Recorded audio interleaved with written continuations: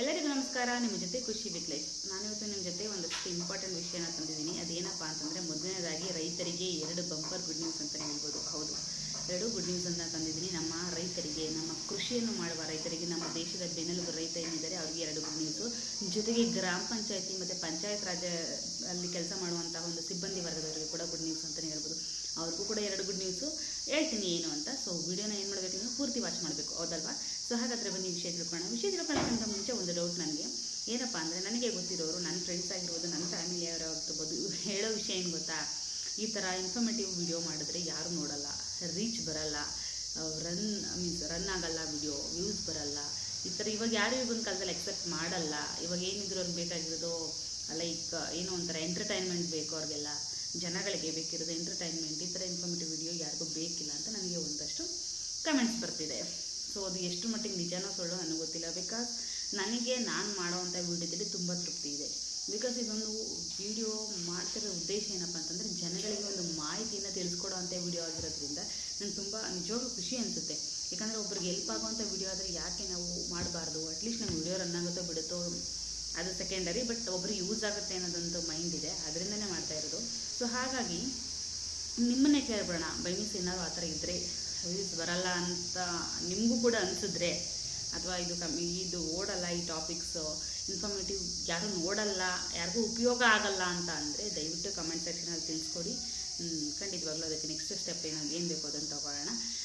ಅಲ್ದಿರಾ ಇಲ್ಲ ಚೆನ್ನಾಗಾಗುತ್ತೆ, ರನ್ಸ್ ಬರುತ್ತೆ, ವ್ಯೂಸ್ ಬರುತ್ತೆ, ಇಲ್ಲ ನೀವು ಕೊಡ್ತಾ ಇರೋ ಇನ್ಫಾರ್ಮೇಷನ್ ಯೂಸ್ ಆಗುತ್ತೆ ಒಬ್ರಿಗೆ ಏನಂತಾದರೆ ಖಂಡಿತವಾಗ್ಲೂ ಅದನ್ನು ನಾನು ಕಂಟಿನ್ಯೂ ಮಾಡ್ಕೋತೀನಿ. ಸೊ 2 ನಿಮ್ಮ ಚಾಯ್ಸ್ ಇದೆ. ನೀವು ಹೇಳಿ ನನಗೆ ಇದನ್ನೇನು ಮಾಡಬೇಕು, ಇದು ಒಳ್ಳೇದಾಗುತ್ತೋ ಅಥವಾ ಒಳ್ಳೇದಾಗ್ತಿದೆಯೋ ಎಲ್ರಿಗೂ ಅಥವಾ ಇಲ್ವಾ ಅಂತ ನೀವು ಕಮೆಂಟ್ ಸೆಕ್ಷನಲ್ಲಿ ನನಗೆ ತಿಳಿಸ್ಬೇಕು, ಆಯಿತಾ? ವಿಡಿಯೋ ನೋಡಿರೋರೆಲ್ಲ ಖಂಡಿತವಾಗ್ಲೂ ತಿಳಿಸ್ಕೊಡಿ. ಸೊ ವಿಡಿಯೋನ ಜಾಸ್ತಿ ಎಳೆಯೋದು ಬೇಡ, ಕಂಟಿನ್ಯೂ ಮಾಡೋಣ ಬನ್ನಿ. ಸೊ ಏನು ಹೇಳಿದೆ, ರೈತರಿಗೆ ಗುಡ್ ನ್ಯೂಸ್ ಅಂತ ಹೇಳಿದೆ. ಹೌದು, ಏನಪ್ಪ ಅದು ಅಂತಂದರೆ, ಇವಾಗ ಎಲ್ರಿಗೂ ಗೊತ್ತಿದೆ, ಜಮೀನಿರೋರು PM ಕಿಸಾನ್ ಯೋಜನೆ ಅಂತ ಹೇಳ್ಬಿಟ್ಟು ಒಂದು ಬೆನಿಫಿಟನ್ನು ಪಡ್ಕೊಳ್ತಾ ಇದ್ದಾರೆ. ಸೊ ಬೆನಿಫಿಟ್ ಪಡ್ಕೊಳ್ತಾ ಇದ್ದಾರೆ. ಏನಪ್ಪ ಅದು ಬೆನಿಫಿಟ್ ಅಂತಂದರೆ, ವರ್ಷಕ್ಕೆ 3 ಸಲ 2,2 ಸಾವಿರದಂತೆ 6,000 ರೂಪಾಯಿ ಅಮೌಂಟ್ ಬರ್ತಿತ್ತು. ಅದು ನಿಮ್ಮೆಲ್ರಿಗೂ ಗೊತ್ತೇ ಇದೆ, ವರ್ಷಕ್ಕೆ 2,2 ಸಾವಿರದಂತೆ 6,000 ರೂಪಾಯಿ ಅಮೌಂಟ್ ಬರ್ತಿತ್ತು.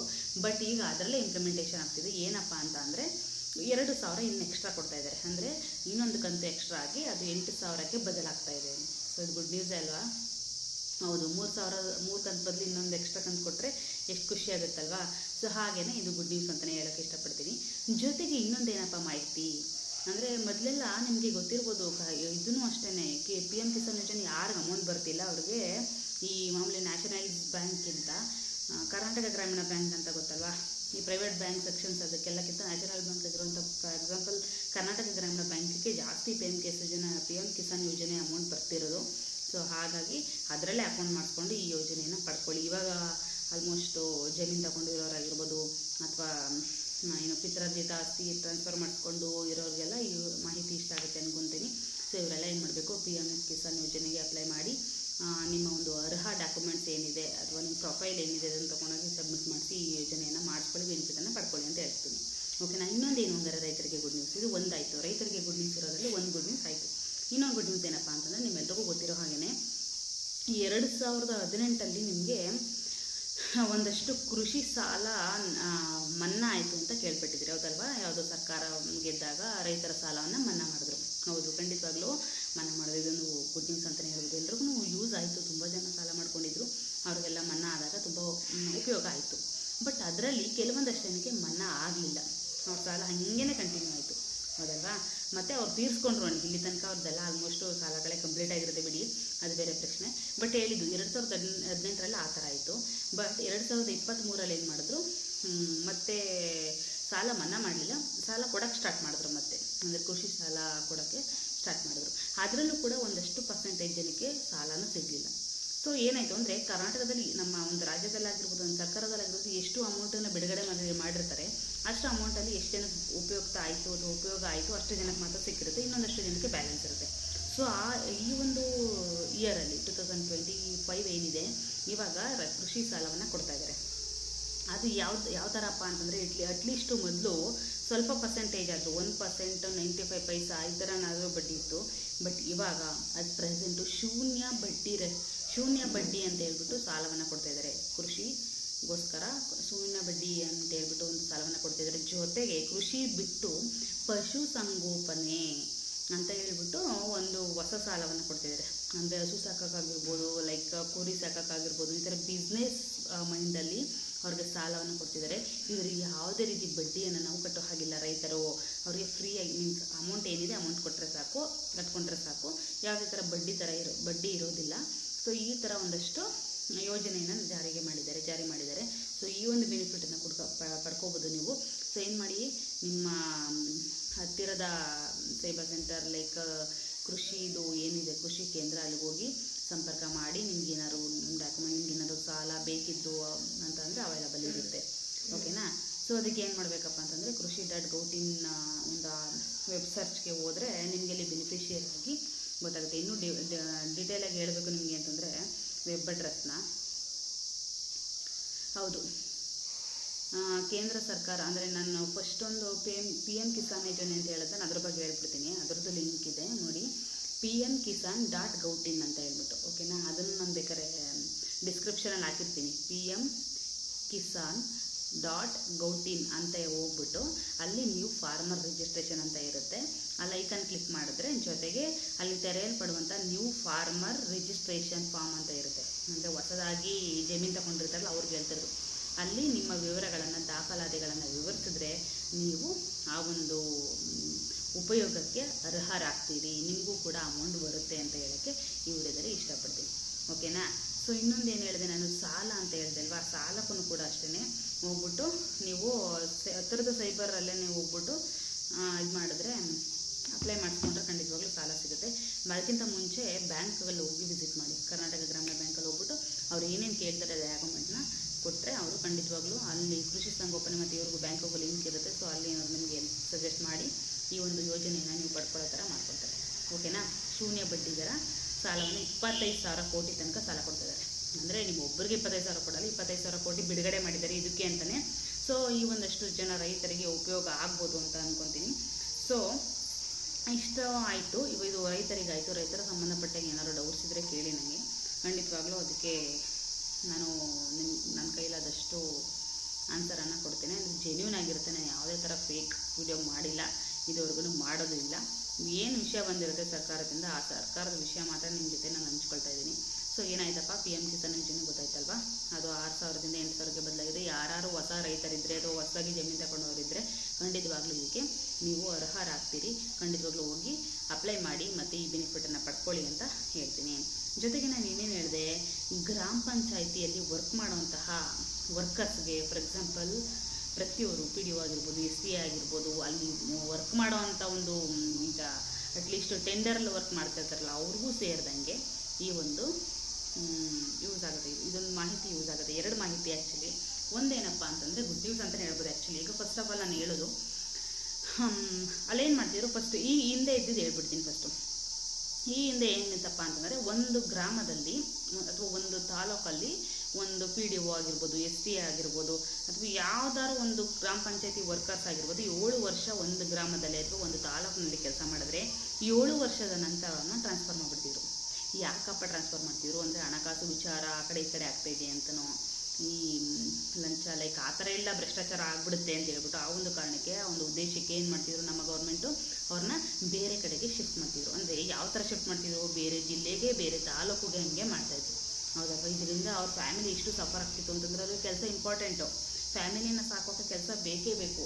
ಬಟ್ ಅವರು ಬೇರೆ ತಾಲೂಕಿಗೆ ಅಂತ ಎಷ್ಟು ದಿನ ಟ್ರಾನ್ಸ್ಫರ್ ಹಾಕಾಗುತ್ತೆ. ಇವೆಲ್ಲ ಒಂದು ಸ್ವಂತ ಮನೆ ಮಾಡ್ಕೊಂಡು ಇರ್ತಾರೆ ಅಂತ ಅನ್ನೋಕ್ಕೂ ಆಗಲ್ಲ.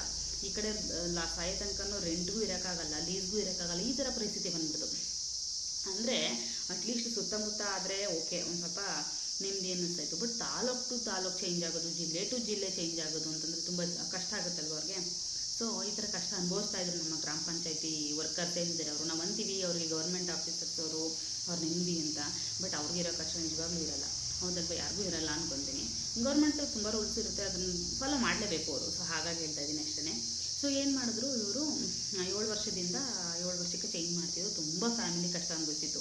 7 ವರ್ಷ ಇಲ್ಲಿ ಸೆಟ್ಲ್ ಔಟ್ ಆಗ್ತಾರೆ, ಮಕ್ಕಳು ಸ್ಕೂಲಿಗೆ ಅಡ್ಜಸ್ಟ್ ಆಗ್ತಾರೆ, ಎಲ್ಲ ಆ ಕಡೆ ಈ ಕಡೆ ಅಕ್ಕಪಕ್ಕದವ್ರು ಎಲ್ಲ ಅಡ್ಜಸ್ಟ್ ಆಗಿರ್ತಾರೆ. ಬಟ್ ನೆಕ್ಸ್ಟ್ 7 ವರ್ಷ ಚೇಂಜ್ ಆಗಬೇಕು ಅಂತಂದರೆ, ಅಲ್ಲೂ ಹೊಂದ್ಕೊಳ್ಬೇಕು ಅಂತಂದರೆ ಎಷ್ಟು ಕಷ್ಟ ಆಗಿರುತ್ತಲ್ವ. ಅದೇ ಥರ life long 7 to 7 years change ಆಗ್ತಾ ಇದ್ದರೆ ಎಲ್ಲಿ ಹೋಗೋದವರು. ಸೊ ಈ ಪ್ರಾಬ್ಲಮ್ ಆಗ್ತಿತ್ತು. ಬಟ್ ಅಟ್ ಪ್ರೆಸೆಂಟ್ ನಾವು ಏನು ಚೇಂಜ್ ಆಗಿದೆ ಅಂತಂದರೆ, 5 ವರ್ಷ ಆದಮೇಲೆ ಒಂದು ವರ್ಕರ್ 5 ವರ್ಷ ಆದಮೇಲೆ ಇನ್ನೊಂದು ಜಿಲ್ಲೆ ಅಥವಾ ತಾಲೂಕಿಗೆ ಹೋಗಬೇಕಾಗಿಲ್ಲ, ಅದೇ ತಾಲೂಕಿನ ಸಮೀಪದ ಹಳ್ಳಿಗೆ ಹಾಕ್ತಾಯಿದ್ದಾರೆ. ಅರ್ಥ ಆಗ್ತಿದೆಯಾ? 5 ವರ್ಷ ಆದಮೇಲೆ ಅಕ್ಕಪಕ್ಕದಲ್ಲಿರುವಂಥ ಯಾವ್ದಾರು ಒಂದು ತುಂಬ ಹತ್ರ ಅಂತೇನಿಲ್ಲ, ಒಂದು ತಾಲೂಕಲ್ಲಿರೋ ಯಾವ್ದಾರು ಒಂದು ಹಳ್ಳಿಗೆ ಚೇಂಜ್ ಮಾಡ್ತಾಯಿದ್ದಾರೆ. ಸೊ ಹಾಗಾಗಿ ನಾವು ಇಲ್ಲೇ ಇಟ್ಕೊಂಡು ಅಟ್ಲೀಸ್ಟು ಗಾಡಿಯಲ್ಲಿ ವೆಹಿಕಲಲ್ಲಿ ಓಡಾಡ್ಕೋಬೋದು. ಹೌದಲ್ವಾ? ಇದು ಒಳ್ಳೆ ಸುದ್ದಿನೇ ಅಲ್ವಾ? ಗ್ರಾಮ ಪಂಚಾಯತಿ ವರ್ಕರ್ಸ್ ಯಾರಿದ್ದಾರೆ ಅವರು ಖಂಡಿತವಾಗ್ಲೂ ತಿಳ್ಕೊಳ್ಳಿ ಈ ಮಾಹಿತಿನ. ನಿಮ್ಗೆ ಆಲ್ರೆಡಿ ಸುತ್ತೋಲೆಯಲ್ಲಿ ಬಂದಿರುತ್ತೆ ಅಂದ್ಕೊಂಡಿರ್ತೀನಿ, ಗೊತ್ತಿಲ್ಲ ನನಗೆ, ಬಟ್ ನನಗೆ ತಿಳಿದಿರೋ ಮಾಹಿತಿ ನಿಮ್ಮ ಜೊತೆ ಶೇರ್ ಮಾಡೋಣ ಅಂತ ಮಾಡ್ತಾಯಿದ್ದೀನಿ. ಸೊ ಹಾಗಾಗಿ ಈ ಮಾಹಿತಿ ಇಷ್ಟು ಇರುತ್ತೆ.